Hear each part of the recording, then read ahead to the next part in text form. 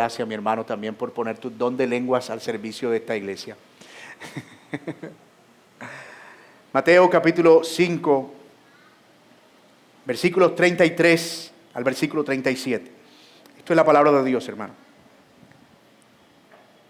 También han oído que se dijo a los antepasados: no jurarás falsamente, sino que cumplirás tus compromisos o tus juramentos al Señor.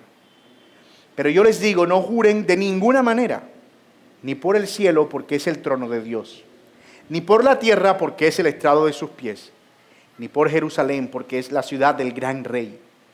Ni jurarás por tu cabeza, porque no puedes hacer blanco o negro ni un solo cabello. Antes bien, se ha de hablar de ustedes sí, sí, o no, no, porque lo que es más de esto procede del mal. Que el Señor bendiga su palabra. Se conoce como integridad a la virtud del carácter mediante la cual un individuo puede mantenerse sin doblez, sin quebrarse, sin perder su forma, incluso cuando las circunstancias cambian.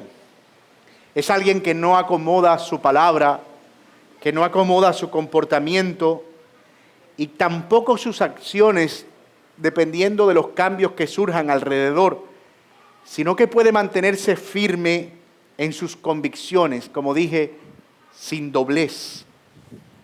Pues bien, si hay algo que deben exhibir los hijos del reino, es precisamente ese tipo de integridad, ese tipo de carácter. Hasta ahora hemos estado viendo cómo el Señor ha enseñado de que los hijos del reino deben exhibir una justicia característica que debe ser superior a la de los escribas y fariseos. Esos hijos del reino que son los bienaventurados, los que el Señor ha llamado, que son los pobres, los que tienen hambre y sed de justicia, aquellos que son perseguidos, los misericordiosos, los pacificadores. Esos mismos deben vivir de cierta manera. Y hemos visto que deben vivir amando a su prójimo, no odiando, ni siquiera guardando rencor en sus corazones. Hemos visto que deben proteger sus formas más íntimas de lealtad, como el matrimonio, no cometiendo adulterio ni siquiera con sus ojos, y por supuesto, no considerando el divorcio como algo que rompa fríamente el pacto matrimonial. Hemos visto hasta ahora que la intención del Señor es que los hijos del reino protejan aquello que es esencial para la vida en comunidad. La vida, el matrimonio y ahora su propia palabra o su propia integridad. Que puedan cuidar de sus compromisos, de las palabras con las cuales se enlazan a fin de ponerlas por obra. Mis hermanos, y esto, como dije en la oración, no es un asunto meramente ético, no es algo que debemos cumplir simplemente porque es bueno para los cristianos ser serios y cumplir con lo que hablan. Y yo espero probar en el sermón que esto va mucho más allá de una cuestión ética. De hecho, que el Señor mismo se haya tomado el trabajo de plasmar esto aquí como una enseñanza específica para nosotros, muestra la importancia que tiene para Dios y que debería tener para nosotros. Esto es algo que debería estar arraigado profundamente en nuestra manera de vivir, porque tiene que ver con la consideración que tenemos hacia las otras personas y la realidad de que todo lo que hacemos, incluso lo que hablamos, en últimas cuentas, nuestros compromisos verbales están delante del Señor. Que lo que hacemos con las otras personas importa, que lo que hablamos a los demás importa a Dios. Y ese es precisamente el argumento que quiero proponerles para esta enseñanza en esta mañana. Que la justicia de los ciudadanos del reino debe estar caracterizada por la integridad de sus palabras. La justicia de los ciudadanos del reino debe estar caracterizada por la integridad de sus palabras. Y vamos a ver esta redefinición del mandato del Señor Jesucristo como era entendido por los judíos y como debe ser entendido para nosotros a la luz de los siguientes encabezados. Vamos a ver el mandato o el mandamiento dado, es decir, en qué consistía principalmente eso de no jures. Luego veremos el mandamiento correctamente entendido, es decir, qué era lo que habían entendido mal los fariseos de la época que el Señor está corrigiéndoles. Y finalmente veremos el mandamiento aplicado. Esto es, cómo podemos nosotros aplicar eso correctamente, vivirlo correctamente. El mandamiento dado, el mandamiento correctamente entendido y luego el mandamiento aplicado. Y vamos a entender en primer lugar lo más importante en esta enseñanza. ¿Qué es eso de no jures? ¿De dónde proviene eso en las Escrituras? Al igual que los casos anteriores, el Señor presenta como base el mandamiento tal como había sido enseñado en el Antiguo Testamento. Y debemos mencionar que no es una cita exacta, es decir, no hay un pasaje estricto como no jurarás, sino la suma de muchos pasajes en el Antiguo Testamento. Lo que él está haciendo es retomar esa enseñanza condensada que solían enseñar los judíos entre ellos, que era la suma de todas esas enseñanzas de la ley de Moisés. Por ejemplo, en Levítico 9:12 leemos: no jurarás en falso por mi nombre, profanando así el nombre de tu Dios, yo soy el Señor. También en Números 32, si un hombre hace voto al Señor, o promesa, o hace un juramento para imponer una obligación, no faltará a su palabra, hará conforme a todo lo que salga de su boca. También Deuteronomio 23, 21 al 23, cuando hagas un voto al Señor tu Dios, no tardarás en pagarlo, porque el Señor tu Dios ciertamente te lo reclamará y sería pecado en ti. Lo que salga de tus labios, cuidarás de cumplirlo. Tal como voluntariamente has hecho voto al Señor tu Dios, lo cual has prometido con tu boca. Algo que podemos ver rápidamente es el énfasis de estas leyes, que era la necesidad de ser veraces. Lo que buscaban estas leyes no era otra cosa, ser veraces, de no dar lugar a la mentira, y eso podía tener al menos dos razones en el contexto de la época. La primera es que si la mentira era propagada en el pueblo, entonces no habría manera de establecer una base para la confianza en las negociaciones. Recuerden ustedes que este era un pueblo que estaba estableciendo relaciones comerciales con otras naciones hacia afuera, pero también internamente. Y esas transacciones comerciales tenían como única garantía la palabra que uno daba al otro. Si se proliferaba en cierta manera la mentira entre ellos, no había forma de garantizar que las transacciones comerciales se mantuvieran sostenibles, por lo que se iba a debilitar la nación y iba a estar en peligro para ser conquistada por otras naciones. Pero la segunda razón era una razón jurídica. El sistema judicial de Israel dependía de la prueba del testimonio. No había, como hoy, formas distintas de recopilar pruebas para comprobar que alguien había cometido un delito.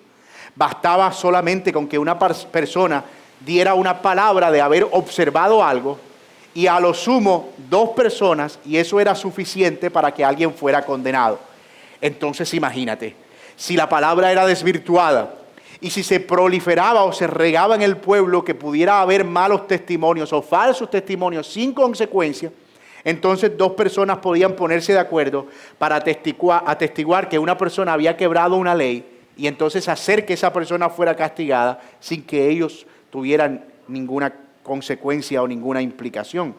Así que era bien delicado el asunto de los falsos testimonios, porque la justicia o la aplicación de justicia dependía específicamente de esos testimonios.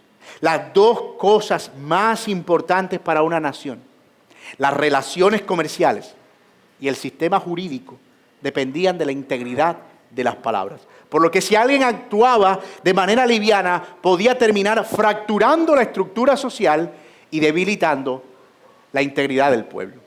Para que veamos la importancia que tenía este aspecto de los juramentos y el perjurio o el dar falso testimonio, note lo que dice Deuteronomio en el capítulo 19, versículos del 15 al 20. Dice así: si una persona puesta bajo juramento,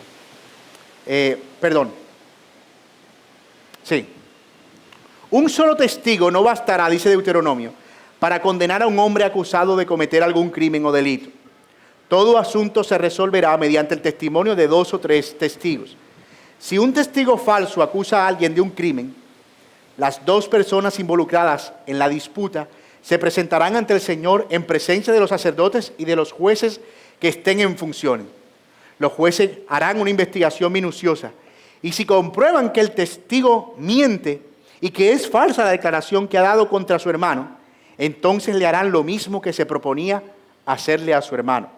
Así, erradicar el mal que haya en medio de ti, o erradicarás.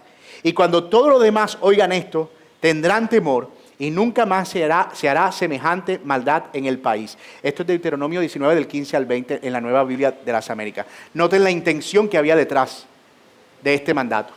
Proteger el sistema judicial. Si tú das un falso testimonio y resulta que a través de ese falso testimonio lo que se pide es la pena de muerte y se descubre que tú estás dando falso testimonio, pues la pena de muerte va a ser para ti. Eso, la gente tenía que pensar 2 veces antes de testificar. Así que fíjense, el motivo o el propósito de ese mandamiento, mantener cohesionada la estructura social. Ahora, yo no sé si ustedes lo ven, pero hasta ahora parece que el Señor está preocupado porque en el reino la estructura social sea preservada. La justicia de los hijos de Dios lo que busca es eso. No maten ni se odien entre ustedes, porque toda estructura social debe respetar principalmente la vida. Respeten el matrimonio, guardándose del adulterio y del divorcio, porque toda estructura social debe preservar la forma más íntima de lealtad entre un hombre y una mujer. Y presérvense de guardar con integridad sus palabras, porque si eso no pasa, la estructura social se fractura. El Señor está pensando en el impacto que tienen nuestras vidas en la forma en la que nos relacionamos con el mundo. Porque estas no son cosas que nos ayudan a vivir como mejores religiosos solamente. Somos ciudadanos de un reino, pero de un reino que está interactuando entre otros reinos, con un mundo que requiere ver una forma distinta de vivir. Así que, hasta ahora, esta preocupación del Señor es más que válida. Y no es raro entonces para nosotros que hoy nuestras naciones se enfrenten tantos problemas en esta área, ahora que lo vemos desde esta perspectiva. Donde no hay hombres íntegros con sus palabras, no hay prosperidad y tampoco justicia.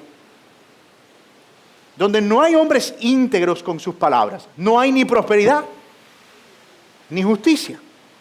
Al igual que con la vida y el matrimonio. El Señor, como dije, está protegiendo este principio para que en las sociedades se viva de manera digna y mostremos al mismo tiempo la gloria de su nombre. Naciones y sociedades que han desplazado a Dios, ustedes van a poder notarlo en estas áreas. No habrá respeto por la vida, no habrá respeto por el matrimonio y no habrá respeto por la palabra. No habrá honra a la palabra.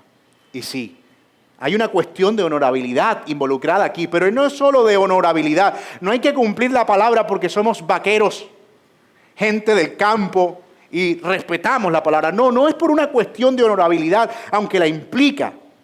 No es por una cuestión ética, aunque lo implica. Esto va mucho más allá. Es como Dios ha diseñado las cosas para que funcionen. Y debemos reflejar esa justicia a través de esa integridad, porque es parte de lo que Dios espera de nosotros.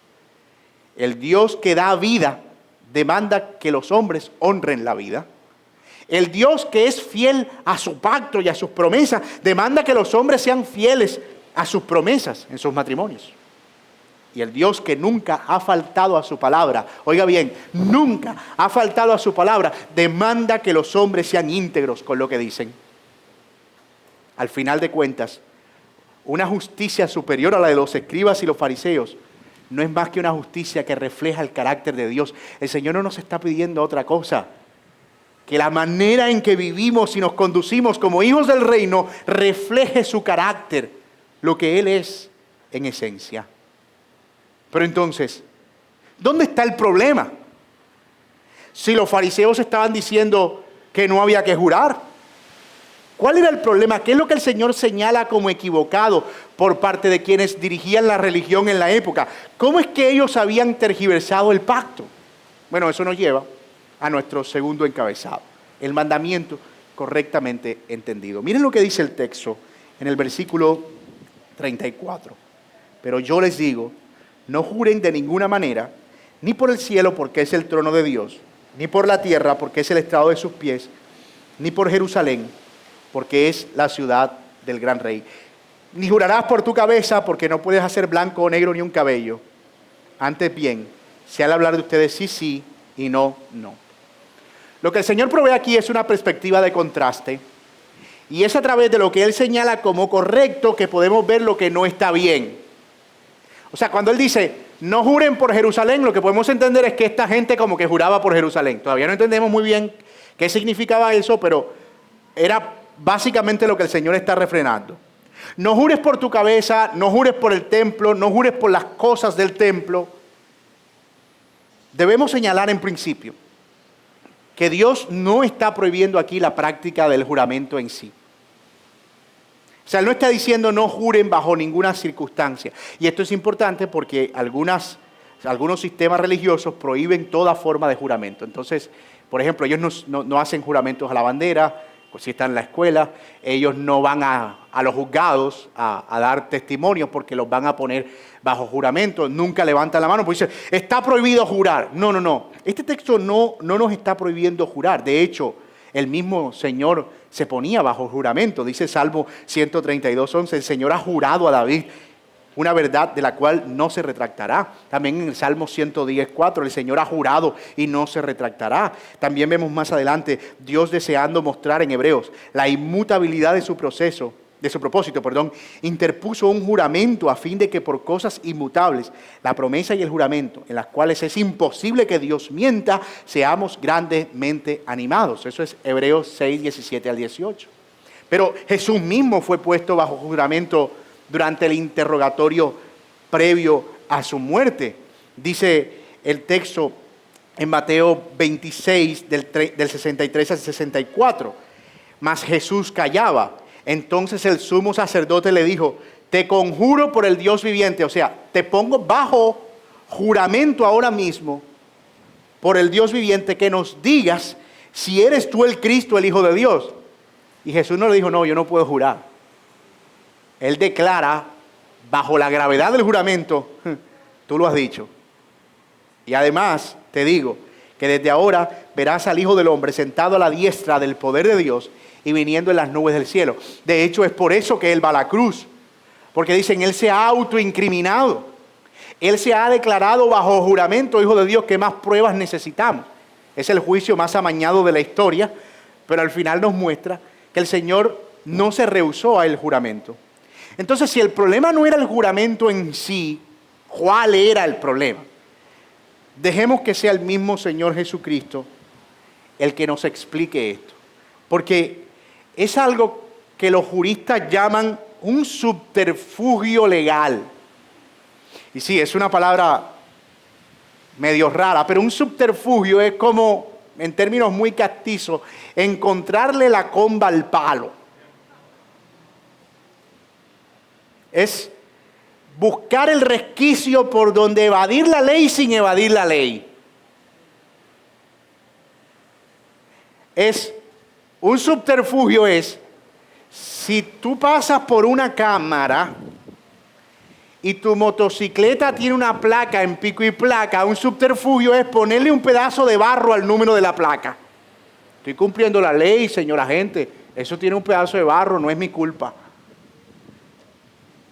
Un subterfugio es una trampa, una triquiñuela. A veces se confunde con leguleyada, pero es eso, es un artificio legal para violar la ley sin violar la ley, entre comillas. Entonces, los fariseos eran los chachos del subterfugio legal. ¿Y en qué consistía? Vamos a dejar que el mismo Señor Jesucristo nos muestre en qué consistía. En el capítulo 23, el Señor hace a los fariseos una exhortación durísima. Y Él les dice, ay de ustedes, guías de ciego, porque dicen, oye esto, no es nada si alguien jura por el templo, pero el que jura por el oro del templo contrae obligación. ¿Lo ven? Si tú juras por el templo, te lo juro por el oro del templo. No, es el oro del templo. Eso no es cualquier cosa. Y también decían, es más importante, dice el Señor, el oro del templo que el templo que santificó el oro. También ustedes dicen, no es nada alguien que jura por el altar, pero el que jura por la ofrenda sobre él. Ese contrae obligación. Ciegos. ¿Por qué es más importante la ofrenda o el altar que santifica la ofrenda? Por eso el que jura por el altar jura por todo lo que está sobre él. Y el que jura por el cielo jura por el trono de Dios y por aquel que está sentado en él. Esto es Mateo 23, del 16 al 20 y el verso 22. ¿Pueden ver dónde estaba la triquiñuela, el subterfugio, la leguleyada? Ellos, los fariseos, propusieron un sistema de juramentos hecho a su medida con categorías de compromiso. Muy buenas tardes, Señor. Sí, venimos a hacer un contrato. Muy bien. ¿Por quién quiere jurar hoy? ¿Lo quiere jurar por el templo, por el oro del templo, por el altar, por lo que está sobre el altar? ¿Lo quiere jurar por las cortinas del templo? ¿Qué garantía usted provee para esto? Mira, no tengo mucha certeza de que lo vaya a cumplir. Ponlo por las cortinas. Entonces el que está haciendo el contrato con él, pues tenía que entender que como era por las cortinas, muy probablemente iba a defraudarlo. Pero había quienes llegaban después de haber jurado mucho por las cortinas y fallando, a hacerle un voto, no a otro, pero a Dios mismo, diciendo, ¿saben qué? Yo hoy no vengo a jurar ni por las cortinas, ni vengo a jurar por el templo, yo vengo a jurar por el cielo mismo. Eso ya era como, wow. Entonces ellos decían, no estamos jurando falsamente porque no estamos jurando por Dios. ¿Lo pueden ver? En términos muy nuestros, eso es como decir, te lo juro por la hermana mía. Que no es lo mismo que decir, te lo juro por mi madre, que no es lo mismo que decir, te lo juro por mi madre que está a 3 metros bajo tierra. ¿No ha pasado que nosotros hacemos juramento dependiendo de la intensidad? Me lo juras por tu mamá, te lo juro por mi mamá. Pero a él no le cae bien la mamá. Me lo juras por tu abuela, te lo juro por mi abuela. Ese es el hombre tratando de convencer a la esposa. Y como ve que ella sigue preguntando, ya él para ponerle fin al asunto, te lo juro por Dios, dicen. Ya para ponerle fin al asunto. Más o menos eso era lo que estaban haciendo los fariseos. Usaban este sistema de juramentos para pegarle credibilidad a sus palabras. O como diríamos en el lenguaje de los cheques, para endosarle, una cosa que entendí hace poquito, para endosar sus promesas. Y ese era realmente el problema. Acomodaron la ley para establecer categorías de consecuencias y así lograr evadirla, y estaban generando entre ellos deslealtad. Lo que estaban promoviendo, consciente o inconscientemente, no sabemos, pero me inclino a más que conscientemente, era el hecho de que se podía mentir y se podía faltar a la promesa siempre y cuando no fuera por un juramento de peso. Es decir, la esencia del mandamiento, que era no mentir, la estaban violando a partir de un sistema amañado. Y esto lo que hacía era promover el hecho de diseminar la mentira entre el pueblo. Y esto se parece mucho a las muchas veces que justificamos la mentira solo porque no le estamos haciendo daño a nadie. Y las llamamos cínicamente mentiras blancas. ¿Cierto? O mentiras piadosas, que es lo mismo que decir borrachos, buenos y sanos.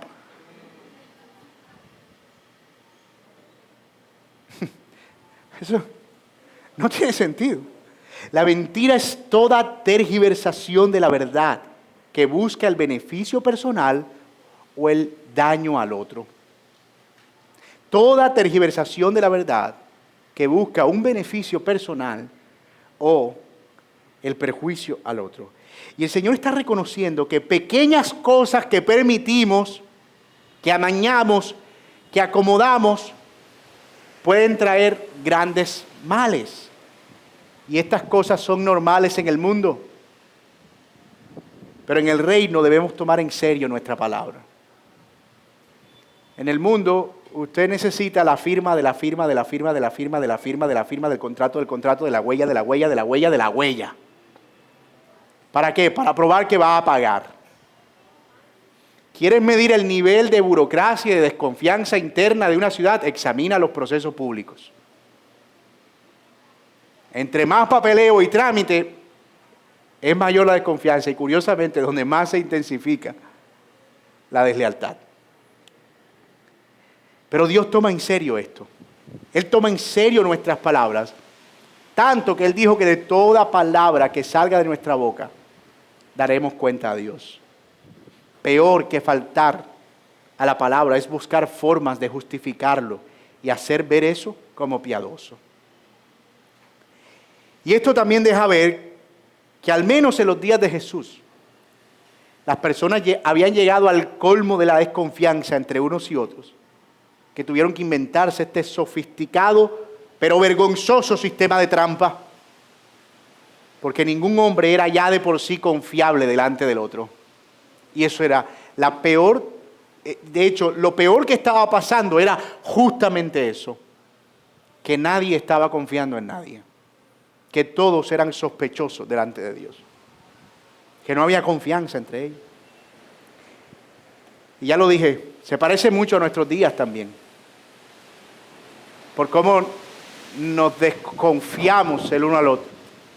Nuestras formas de juramento han evolucionado, se han convertido en contratos con múltiples cláusulas, de las cláusulas y de las cláusulas, en cosas realmente difíciles, porque queremos que las personas tengan garantía de que estamos cumpliendo la palabra, pero también garantía de que la van a cumplir para nosotros. Pero en el reino de Dios no debe ser así, y no quiero que nadie salga de aquí diciendo, ves, hermano, contrátame sin contrato, porque somos hijos del reino. Ya no podemos llover sobre lo mojado, lo hecho está, y no vamos a deshacer el sistema legal para imponer uno que funcione de acuerdo con nuestras propias reglas. Pero la realidad es que los cristianos no debemos ser conocidos como personas que no honran su palabra, que no dan peso a su palabra, que no son íntegras en lo que dicen o en lo que hacen.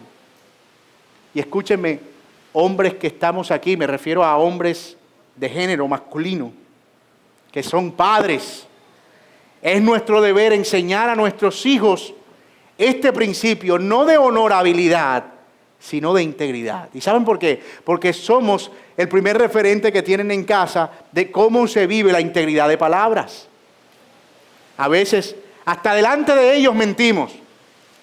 Sí, no, yo te consigno la otra semana. Consigna nada. Y el hijo está ahí viendo todo eso.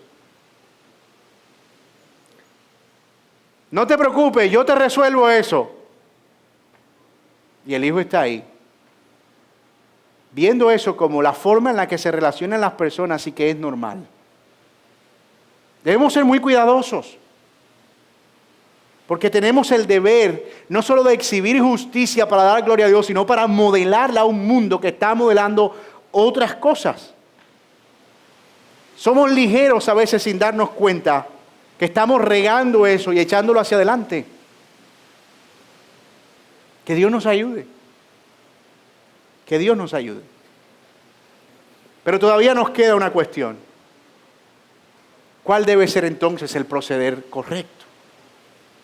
Si hay un mandato que tiene un propósito, si hay una forma en la que se puede violar ese mandato, ¿cuál es entonces la forma correcta de nosotros proceder con nuestras palabras? Y eso nos lleva a nuestro tercer y último encabezado. Miren que la brisa nos tiene volando hoy.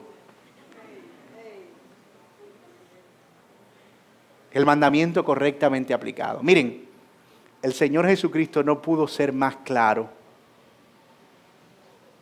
Antes bien, sea vuestro hablar, sí, sí. No, no. Punto. Sí, sí. No, no. Otra vez, no se puede ser más claro. Las personas que andan en integridad no tienen necesidad o no deberían tener necesidad de reforzar sus palabras con juramentos, promesas, contratos, pactos. Su sí, sí. Y su no, no. Y esto, insistimos, no es una prohibición a los juramentos legales. Es más bien un llamado a vivir de tal manera que en todas nuestras relaciones seamos veraces,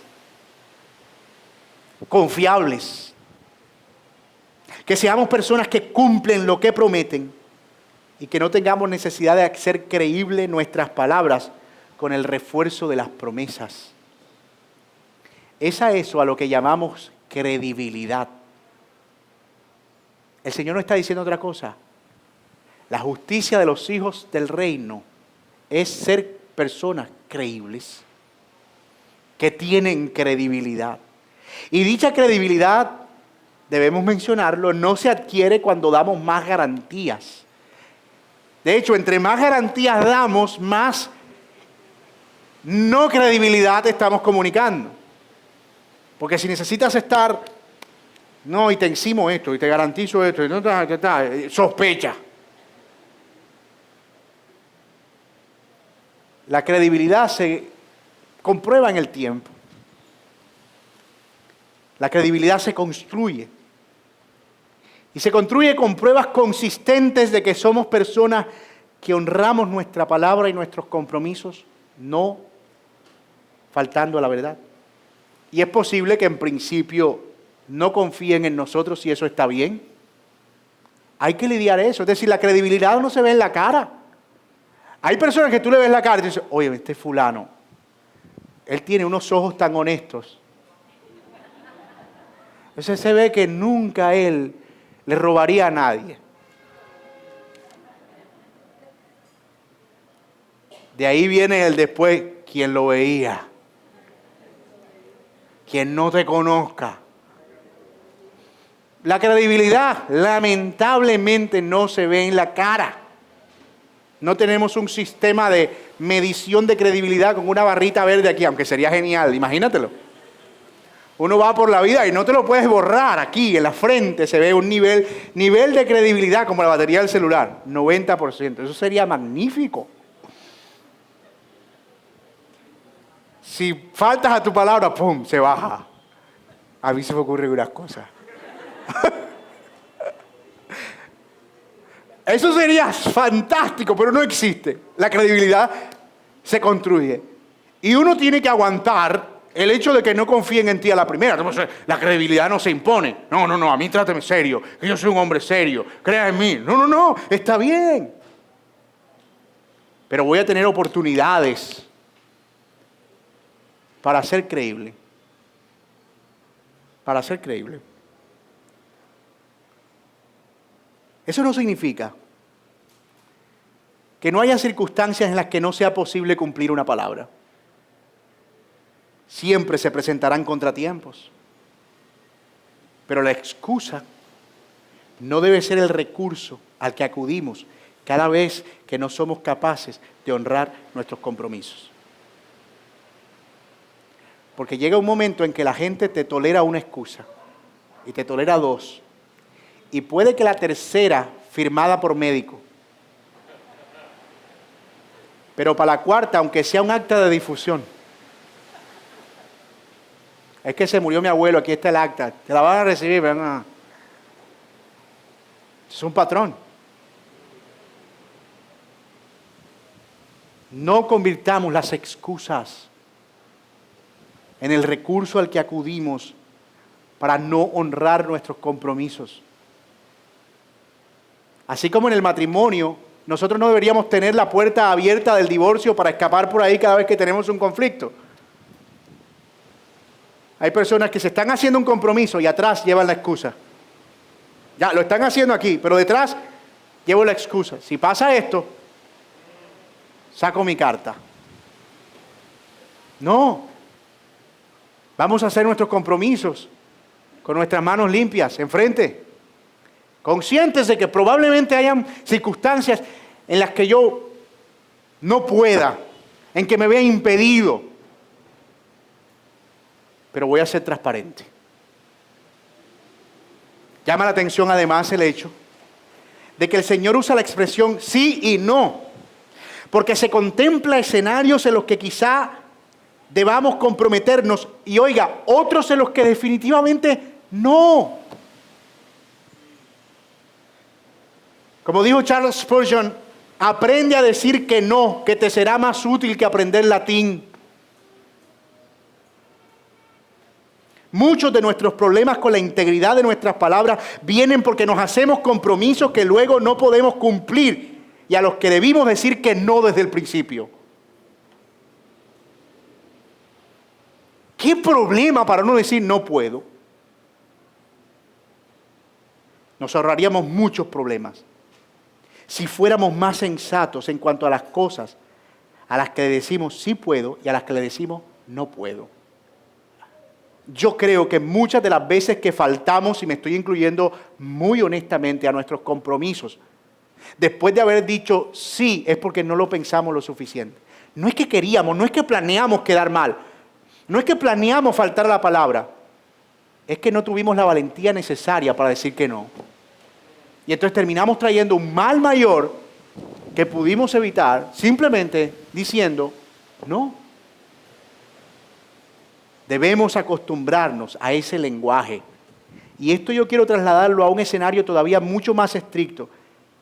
Y es cuando no somos nosotros los que nos comprometemos, pero obligamos o llevamos a otros a hacerlo, poniéndolos en situaciones en las que su única opción sea decirnos que sí. Hermanos, eso no es bueno en nuestro proceder. Si yo veo a un hermano que tiene una posibilidad desde mis ojos de ayudarme, y voy y le planteo una necesidad, en una forma en la que él debería decirme que sí, porque si me dice que no, se vería como un mal cristiano, yo estoy abusando de eso. Y estoy llevando a una persona a hacerse un compromiso que probablemente ni siquiera él se quiere hacer. Esto, hermanos, yo se los digo, debemos crear esa cultura entre nosotros. Porque lo que hay, ¿saben qué es? Es una cultura de sensibilidad en la que cuando una persona dice que no puede hacer algo por ti, el que lo está solicitando se siente rechazado. Ay, me dijo que no. No puede ser. Es la peor persona del mundo. ¿Qué persona tan mala gente? Y eso hace que muchas personas terminen en ocasiones haciéndose compromisos por la presión de no hacer que el otro se sienta mal. Es lo que llamamos poner al otro en una situación embarazosa. Uno tiene que tener mucha prudencia y mucha sabiduría en ese sentido. Si tú llegas a las 10 de la noche, a la casa de un familiar de la iglesia, le dice, hermano, ¿usted será que me puede dejar dormir aquí? Yo sé que usted tiene un cuarto libre. Me estás poniendo en una situación embarazosa. Y además le añade, mire que la Biblia dice que si usted puede hacer lo bueno a un hermano y no lo hace, usted está pecando. Yo vine aquí para que usted me debe dormir. Ah, pero la hermana tiene a su esposo ahí, tú eres un hombre soltero. Es una situación embarazosa. Y si te dice que no, oye, si tú supieras lo mala gente que es esa hermana, tenía una habitación libre, yo no tenía donde dormir, y me mandó para la calle. Y es una tensión, porque al final uno tiene que ser misericordioso y compasivo y hacer bien a los hermanos, pero cuando yo pongo al otro en una situación de esa naturaleza, lo estoy comprometiendo, puede ser incluso a hacer cosas que ni siquiera quiere hacer. Hay que ser sabios, hermano, para decir que no, pero también para no poner al otro entre la espada y la pared de decir que sí, obligadamente. Nadie debería decir sí a todo, solo por no perder la aprobación. Y nadie debería sentirse desaprobado como persona porque le dijeron que no a una petición. ¿Tú has visto cuántas relaciones se quiebran porque un hermano no accedió a hacer algo por el otro porque simplemente tú no eres más mi hermano y ya? Es absurdo. Esa cultura de sensibilidad a la que yo apunto con este texto en términos prácticos. En la cultura de integridad y de uso sabio de las palabras, Yo quiero que lo que yo digo es lo que estoy pensando. Y esa cultura es que puedo decirlo sin problema. Hay cosas de nuestras costumbres y de nuestra cultura que veo que están siendo desafiadas con este pasaje, definitivamente. Algunas personas pueden ser reconocidas fácilmente por no cumplir con sus promesas. Y parece que no hay problema con eso. Cada vez que dice algo hay que preguntarle, ¿seguro? Confirmado. Y también desafía esta idea de hacer complejo el lenguaje. Decía Juan Gosaín en una charla sobre por qué el Caribe es como es, que les recomiendo, por cierto, si es Caribe o del interior del país, se las recomiendo altamente. Él dice que en el Caribe culturalmente el lenguaje fue hecho para que las personas digan lo que quieren decir, en términos culturales. Y que tal vez las regiones andinas, por alguna razón, su lenguaje tiende a ser mucho más formal. Cuando ellos te dicen su merced, no es porque están a tu merced. Ellos no quieren decir que tú eres un rey. O cuando hay extremado formalismo, no es necesariamente que están pensando en todo ese formalismo, aunque puede ser que sí. Pero yo añado que para el creyente no es ni siquiera opcional. Nosotros debemos decir lo que realmente queremos decir. Ojo, eso no significa que debemos hacerlo siempre en la forma en que creemos que debemos hacerlo. Hay formas de decir las cosas. Y hay personas que se jactan de su honestidad, pero a veces su honestidad no es otra cosa que grosería, patanería. Ah, que yo soy honesto, me gusta decirle las verdades en la cara a todo el mundo. Cuando alguien te diga eso, mira, esa persona podrá ser de todo menos honesta. Porque el honesto no tiene que estar probándose honesto todo el tiempo. Así que, hermanos, el Señor lo que dice es, lo que es más de ahí, de mal procede. Ya. Lo que es más de ahí, de mal procede. Es como decir, hermano, lo que es más de ahí no es de Dios.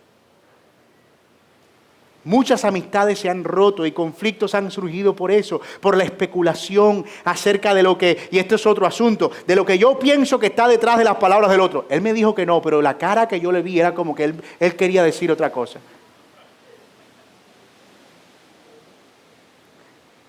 Si voy a hablar con alguien y le hago una pregunta sobre una situación, escuche esto. Mi versión de los hechos es lo que él me dijo. No lo que a mí me pareció que él me quería decir, aunque me haya parecido otra cosa. Lo que pasa es que pareciera que nos volvimos como telepáticos. Y vamos por el mundo escuchando a la gente, pero tratando de escuchar qué fue lo que quiso decir en realidad. Y nos estamos dando mala vida. Creamos imágenes de las personas a partir de lo que creemos que quieren decir. Y eso no está bien. No es mi trabajo evaluar lo que hay detrás, porque yo no soy Dios. Debemos convertir costumbre, e insisto en esa palabra, porque es crear cultura. Costumbre, la simpleza del lenguaje, y afirmarnos en eso. Mi hermano, ¿cómo estás? Mi hermano, estoy bien. 2 semanas después, es que tú debiste suponer que ese bien yo te lo dije triste. Y debiste seguirme preguntando. No, yo te pregunté cómo estás y tú me dijiste que estabas bien y yo le creo al creyente. Espíritu de adivinación no tengo. Hermano, ¿estás en alguna necesidad? No, hermano, ahorita estamos cubiertos. Oye, el pastor se llama a la gente. Me preguntó que si estaba en una necesidad, en lugar de mandarme, que él sabe que yo necesito y él sabe que yo... Pero yo te pregunté y tú me dijiste que no. Pero usted debió pensar que sí. Y esto podría ser una pelea típica de matrimonio de viernes por la noche. Yo te dije, no, pero eso no fue lo que... ¿Qué fue lo que me dijiste? Sí, pero eso no fue lo que quise decir. Y se afirma como si fuera que tú estabas obligado a entender lo que yo quise decir. Porque tú me conoces. Llevamos tanto tiempo viviendo. Óyeme eso. Y uno termina arrinconado. Llevamos tanto tiempo viviendo. Y tú no puedes saber que cuando yo miro para la izquierda es porque quiero decir esto otro. No. Tú dijiste eso y eso fue lo que yo escuché. Punto.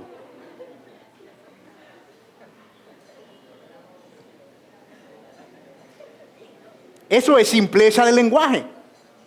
Y debemos convertirla en costumbre, afirmarnos en eso. Si es sí, sí, si no, no. De ahí surgen las contiendas, los chismes, los malos entendidos, las enemistades. Y debemos oponernos a eso,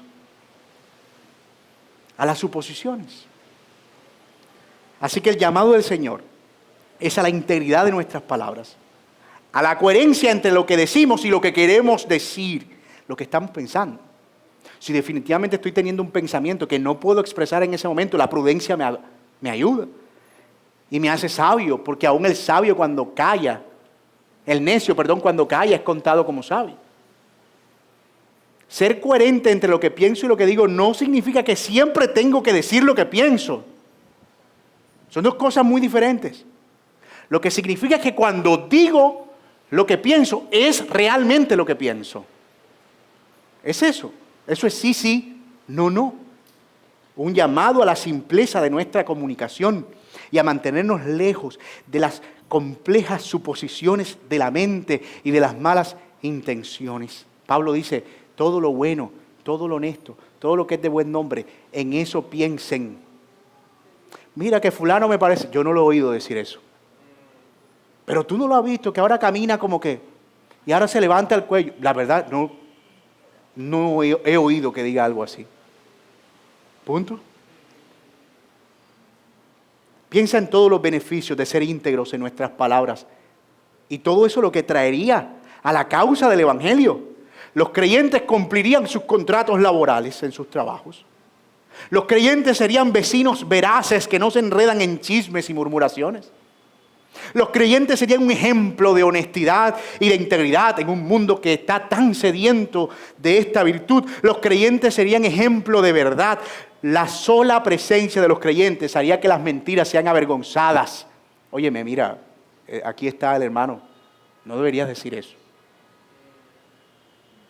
Si eres alguien que ofrece un servicio y si te queda difícil o incumples recurrentemente, incluso sin quererlo, puede ser que estés haciendo un mal cálculo, entonces quizá debas revisar tu proceso.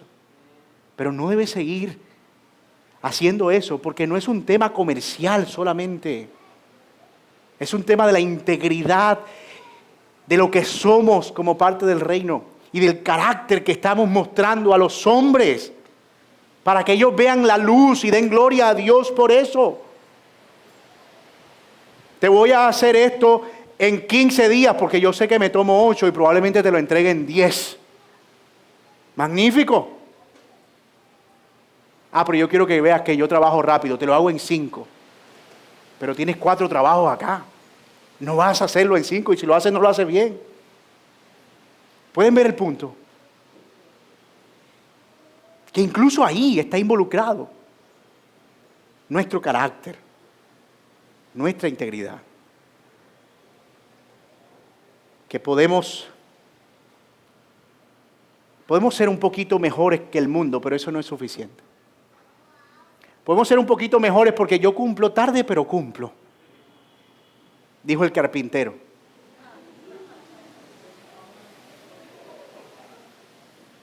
Yo te lo hago. Tarde, pero lo hago. Lleva 4 presupuestos abajo, tapando un hueco con el otro. Pero él dice, yo te lo hago. Él dice, yo siempre cumplo, yo no acumulo trabajo. Sí, pero es que no estamos llamados a ser un poquito mejor que el mundo.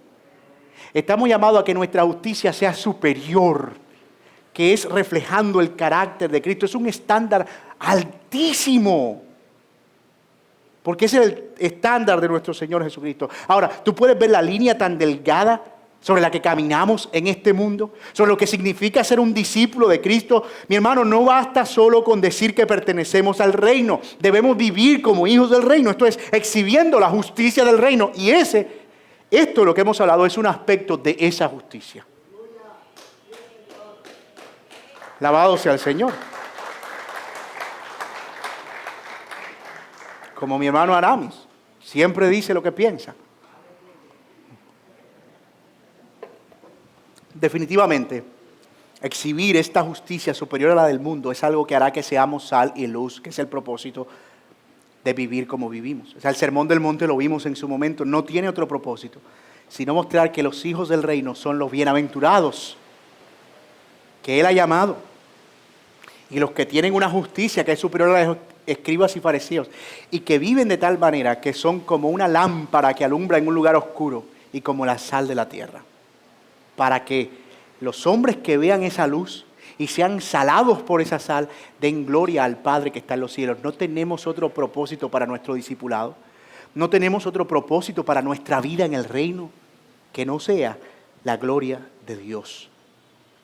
Oh, mis amados hermanos, quiere el Señor que los hijos del reino sean conocidos por la pureza de su corazón, por su hambre y sed de justicia, por ser personas que aman al prójimo, que son leales a sus promesas y pactos y que honran su palabra. Pero yo no quiero que nadie salga de aquí con desesperanza. Todos somos golpeados al darnos contra el muro de la palabra de Dios. Pero el Señor es nuestro ayudador. Él está arriba de esa gran pared y nos está ayudando a subir. Debemos ser humildes y reconocer nuestra ligereza de labios, queriendo o no queriéndolo. Pero debemos reconocer que hemos pecado con nuestra ligereza de labios y arrepentirnos y pedirle al Señor que nos ayude. Él no nos está pidiendo algo imposible. Vivir a la luz de este estándar no es imposible, porque Él no nos pide nada para lo cual Él no sea nuestra ayuda. Y tampoco quisiera que alguien que esté aquí esté usando este mensaje para pensar en otros antes que en Él mismo. Porque lo fácil es decir, sí, aquí esta persona está y está escuchando esto y ojalá cambie de ahora en adelante porque Él nunca cumple. Pero no dejes que eso te nuble, que la viga que tienes en tu propio ojo no te deje ver la paja que está en el ojo de tu hermano. Que estés tan concentrado en ver que esto es para otros, que no estés viendo que es para ti también. Que tú lo necesitas. Y mi amigo que estás aquí, yo no sé si tú eres alguien defraudado por la palabra de alguien. Y si eres de los que piensa que los cristianos no tienen caso porque no son ejemplo de cumplir su palabra. Yo te digo, no te vayas de aquí sin Cristo. Porque al final con quien tú tienes que compararte no es con estos malos cristianos que estamos aquí. Es con nuestro Señor Jesucristo. Y Él nunca ha faltado a su palabra. Y nunca la faltará. Y Él ha prometido dos cosas, por lo menos. Que aquellos que vienen a Él, mi querido amigo, Él los perdona. Y los limpia de todos sus pecados. Pero aquellos que le rechazan, experimentarán condenación. Y esa también es una promesa que Él cumplirá. Él no faltará a su palabra. Así que si estás aquí sin Cristo, no te vayas sin Cristo. Abre tu corazón, tu vida y conviértete en un esclavo del Señor, en un siervo del Señor. Oremos. Padre, gracias.